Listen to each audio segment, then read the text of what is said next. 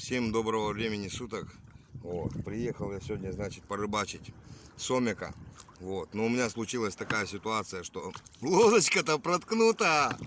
Вот, и я вот симпровизировал вот таким вот образом.